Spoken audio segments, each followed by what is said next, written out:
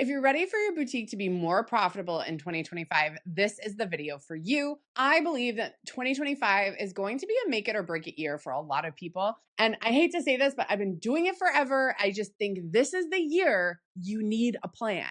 If there's any other year before that, yeah, like great. But now having a plan is a must have. I'm Emily Benson, and I'm a retail consultant specializing in boutique businesses. We've had a lot of retail people commenting on our stuff lately, and I'm so happy about that because retail is retail is retail. I've helped thousands of retail owners, boutique owners start, grow, and scale their boutique businesses. So you're in the right place. I'm giving you my best of advice, and I want you to be up to date on the 2025-ness of everything. And so in this video, I'm going to walk you through what specific changes I see happening in 2025 and what you can do to address them, prevent them, avoid them, or use them as opportunities. If you're new around here, then you might not have heard my mantra, which is mindset, margins, and marketing. In my world of boutique land, I like to think that everything goes back to either your mindset, the margins in your business, meaning money, or your marketing. That's it. Like, it's not about algorithms. It's not about traffic. It's about what you can control. And those three things are things you can control. Let's talk about the boutique trends that are specific to 2025. I want to start there. So in terms of customer shifts that we're seeing in 2025, the biggest thing is customers are more interested in quality over quantity. Across the board, I don't care what price point you're selling in, people are being conscious about how they're spending their money. And this is why you, as a boutique owner, are going to be in so much trouble by the end of the year if you're not very careful about how much inventory you buy. Remember, there's always a way to buy more inventory. So please, if you don't have a plan, make sure you have one. The big piece of understanding your customer is also being niche. Like, this is not the time to be everything to everyone. I know I've talked about this for 10 years now, but now is the time to actually take my advice seriously and say, I am going to niche down. I'm going to be so particular about who I sell to, what I sell to them, what my messaging is, what my brand looks and feels like, and what I stand for. In terms of sustainability, I'll just wrap that part up by saying consignment, resale, and anything that feels eco-friendly is in. Remember, more people have become aware of climate change and sustainability and how fashion is kind of one of the biggest contributors to waste on our planet. So here's the thing.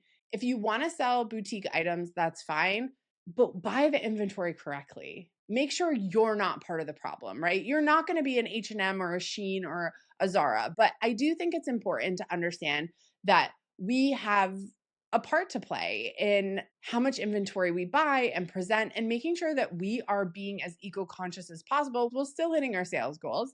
That's possible. Now, marketing algorithms, everyone will complain about the algorithms in the small business community, but here's the thing. They're always changing. Views are always down. Things are always down.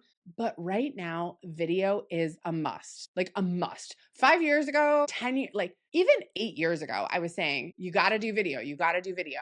Now it's not even you've got to do it. It's you must do it. You must get comfortable in front of the camera, or you must get good at putting clothes in front of the camera. I don't care what you do. Okay.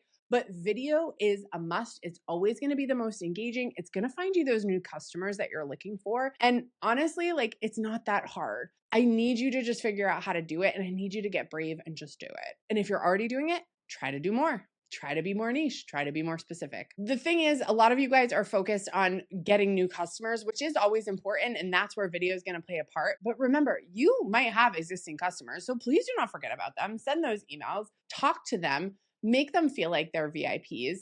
It's much less expensive to sell to an existing customer than to go out and find a new one and sell to them. So don't forget both pools. Let's talk about online versus in person, because I was just in a store the other day and she said, if we went online, I think there's like the sky's the limit.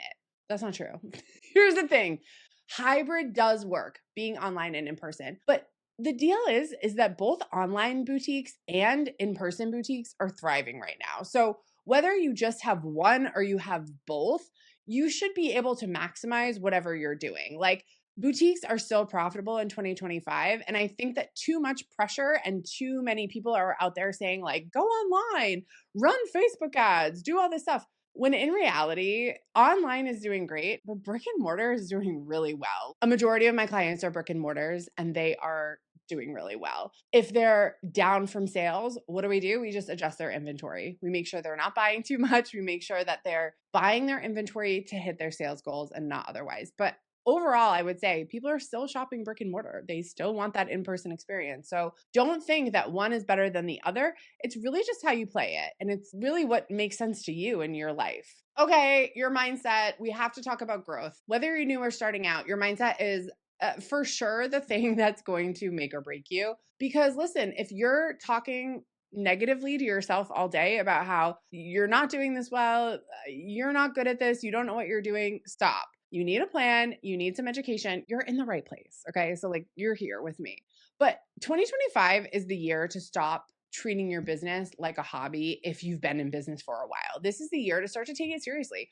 What if you could make more money with your boutique business? This is the time to consider how you're going to do that and what steps you need to take. This is a year where you get to decide to set some smart goals for yourself. Gone are the days when you could say, I want to make $300 a day. That's silly. It's not realistic. And it's just setting you up to fail. You could have a $5,000 day one day and have a $0 the next day. Like, stop beating yourself up about $0 days or low sales days because you don't know what could happen tomorrow. And here's the thing. Indicators with sales revenue are directly tied to the performance of your inventory and the effectiveness of your marketing. So if you're not making sales, there are concrete things you can start to look at. And again, I will remind you, the first one to look at is, how do you feel about these goals? Are they a stretch? Are they based in reality? Are you just whipping things out of nowhere? Your buys are always based on your sales. And so we have to figure out how to get you steadily selling in a way that feels good and aligned for you. It's really important also to just be adaptable and think of this business as a daily experiment. Like, we are always making our best guesstimates, whether it's trends, whether it's money, it really doesn't matter. I think you've got to understand that adopting flexibility and adaptability is probably one of the key things for growth and having a long-term business. It's important to understand that you're going to have to pivot maybe all year, depending on what happens. And pivoting can be a good thing. You didn't start this small business to be bored, right? So let's just make it more exciting and keep pivoting all year and be okay with it. The only thing wrong with the way you might be thinking about your business is that you're not thinking positively. You're not thinking like this could be great. I find too many people are just scared of the unknown, when in reality, if you look at this as an experiment, then you have the opportunity every single day to try something new, stretch your limit, and see what works and what doesn't. And that's what it all is. It's, I'm learning that YouTube is working for me. We learned that anything with 2025 on it has been popping right now. So guess what? I'm sitting here filming more videos about 2025. So take my advice, put it out there, learn from it, and move on. Okay. Don't get stuck in mistakes or, I don't even want to say failures, because like nothing's really a failure. It's just something that didn't work. Keep going. Put one foot in front of the other and make sure that you understand that building this business might take a while, but what you do this year, if you can do it smartly and sustainably, then you'll be okay for a number of years after. All right, so give me a comment below. Like, what in terms of your own mindset do you see as being a block? I want to hear what you think is holding you back so that we can talk about it and I can help you get through it. Because listen, again, I've been doing this for 20 years. Retail is not going away, and small retail is thriving in 2025. So I want to remind you of that and help you move through and past any of the challenges that you feel like your brain is telling you. All right, margins. What do I say when I mean margins? Well, the only way that we make money in a retail business is the difference between our wholesale cost and our retail price. So you have to understand your numbers. Sales don't really matter if there's no money in your bank account. And the amount of times that I have heard people say, and listen, they're not proud of it. Like, they're coming to me for help, but they'll say things like, we made $500,000 last year. I made $1 million last year in my business, but like, I don't have any money in the bank account. Like, where did it all go? That's okay. But also in 2025, it's like not okay at all. Like, we have to fix the numbers of your business. And I need you to zero in on profitability. Again, I don't care what that Shopify number says in terms of sales. If you have too much inventory bought, if your margins are too low, it really doesn't matter. So how are you using your data to guide what you're doing this year? Have you looked at last year? Do you understand what happened? Do you know your mistakes? Do you see where you might have ordered too late or too early? How do you fix that this year? This is the time to be on time with your deliveries, be on point with the styles you decide to purchase, and know that taking certain risks will actually grow your business if they're based in data. Once you start to understand the data, you'll also understand what works in your business and what doesn't. Now, for me, I love looking at sales by department. So tops versus bottoms, dresses versus jackets. A lot of people will try to figure out like square footage, like sales per square footage in a store or sales per how many items you have, things like that. There's a lot of like AOV, KPIs, all these things. Listen, I'm very simple. I think math freaks a lot of people out. And so I try to make the data analysis really easy. Basically, let's go back and look at what worked. What categories worked? What did well? What are opportunities we may have missed on? And let's fix it for this year. Let's improve it. I mean, I had a client where in the course of a year, we cut her buy plan down by $50,000 because just too much inventory. She didn't need it. And now she's paid off her debt. She's going to be profitable this year. It's taken her 2 years to kind of like get going.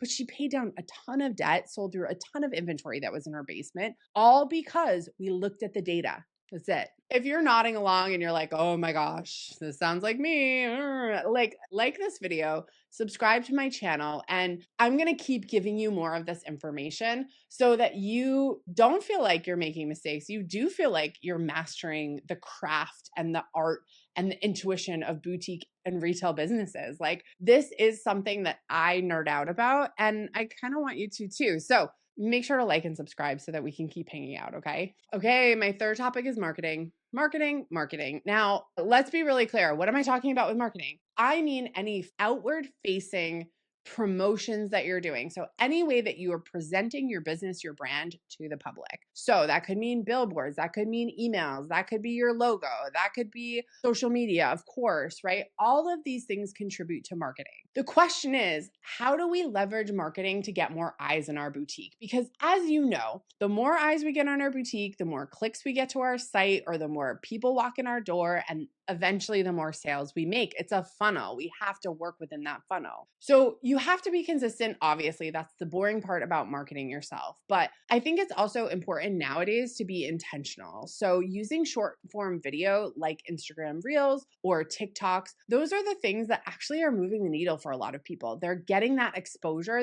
They're gaining a wider audience, and therefore that wider audience we're able to funnel down into sales. And if you haven't started that email list or you haven't been sending out weekly emails, and now is your time, there's no more excuses. Email marketing is a no-brainer. Please send it. It has the highest return on investment. It always has. I don't know when it won't, but you own your people, you own your list, go use it. All right, in terms of marketing, I want you to think about promotions, markdowns. How are you going to manage them in spring? I just need you not to be a boutique who's like, we're going to do a sale this weekend.